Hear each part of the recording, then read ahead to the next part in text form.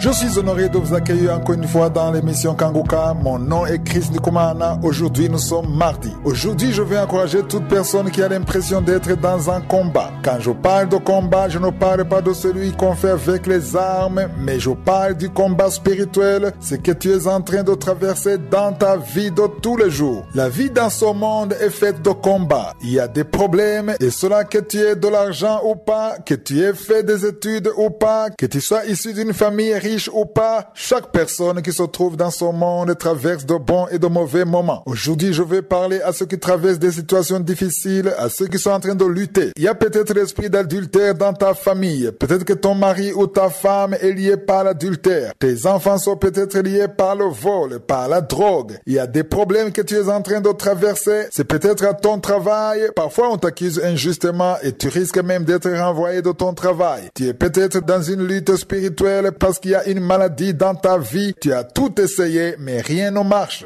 Je ne connais pas la nature de ton combat. Peut-être que c'est un combat émotionnel. Tu te sens mal sans savoir la cause. Je ne connais pas le problème que tu as, mais si tu as un problème, je veux t'encourager en ce moment. Dans la Bible, on nous parle souvent du peuple d'Israël dans ses combats. Aujourd'hui, nous pouvons comparer les ennemis d'Israël aux ennemis des enfants de Dieu. Israël combattait souvent les Philistins ou d'autres nations qui l'entouraient. C'est l'image de ceux qui sont en train de t'attaquer toi en tant qu'enfant de Dieu. C'est pourquoi je veux vous encourager avec la parole qui se trouve dans Deutéronome chapitre 20 verset 3 à 4. Au verset 3, Dieu est en train d'encourager Israël. Chaque fois que nous voyons Israël dans l'Ancien Testament, nous devons comparer cette nation à l'ensemble de tous ceux qui croient en Dieu. C'est l'image de ceux qui croient. Quand on parle d'Israël, aujourd'hui dans le Nouveau Testament, c'est nous les croyants. Si tu crois en Jésus-Christ comme ton Seigneur et ton Sauveur, sache qu'Israël dont on parle, ce n'est pas la nation d'Israël telle qu'on la connaît, mais dans le Nouveau Testament, ce sont nous qui croient en Dieu. Si tu crois en Dieu, comprends que c'est à toi que Dieu est en train de parler. Dieu était en train de fortifier Israël. Il leur a dit, écoute Israël, vous allez aujourd'hui livrer bataille à vos ennemis. Que votre cœur ne se trouble point. Soyez sans crainte, ne vous effrayez pas, ne vous épouvantez pas devant eux. Alléluia. J'aime beaucoup ces paroles. Au verset 4, il dit, l'Éternel, votre Dieu, marche avec vous pour combattre vos ennemis, pour vous sauver. Toi qui te sens découragé, si tu garde la foi et si tes yeux restent si je suis, il va marcher avec toi. Cette parole dit qu'il va combattre tes ennemis. Si vous gardez votre foi en Dieu, il va combattre pour vous. Il combattra pour toi dans tes problèmes. Ce n'est pas qu'il va te donner une autre sorte de victoire, mais ce verset vient de dire que c'est lui-même qui va combattre pour toi. Il y a peut-être des choses que tu peux faire, mais si tu gardes tes yeux sur lui, si tu gardes ta foi en lui, si tu te confies en lui et que tu le lui dis, si c'est visible que tu te confies en lui, que tu te confies en sa puissante main, et si tu ne comptes pas sur tes propres forces, la parole de Dieu vient de nous dire qu'il va marcher avec toi et qu'il va combattre pour toi pour te sauver. Ce qui fait plaisir, c'est qu'il va marcher avec toi. Toi qui te sens fatigué, découragé, toi à qui on a dit que tu vas mourir, c'est peut-être ce que le médecin t'a dit, qu'il ne te reste pas beaucoup de temps à vivre. Peut-être qu'il t'a dit que tu ne vas jamais t'en sortir dans la vie. Toutes les portes sont fermées. Tu vois que ton âge continue d'avancer et tu te dis que ce n'est plus possible que tu trouves un mari. Peut-être que tu désires avoir un enfant et ce que la science te dit, ce que ton intelligence te dit, c'est que c'est impossible. Mais si tu gardes ta foi en Dieu, dans ces mêmes problèmes, il va marcher avec toi. Tout ce qu'il te demande, c'est que tu crois en lui, garde tes yeux sur lui. Ne prononce plus des paroles sans vie. Ne désespère plus en disant que tu n'as pas de chance. Ne dis plus que tu es malheureux ou malheureuse. Mais garde tes yeux sur je suis. Ce qui est arrivé est déjà arrivé. Ce qui est fait est déjà fait. Dis à Dieu que tu t'attends à son secours. Change de langage, change d'attitude. Attends-toi à je suis. Sa main est puissante. Elle est remplie de puissance et de force. Si tu gardes tes yeux sur lui, il va te secourir. Il va tracer pour toi le chemin et ce qui est impossible va devenir possible.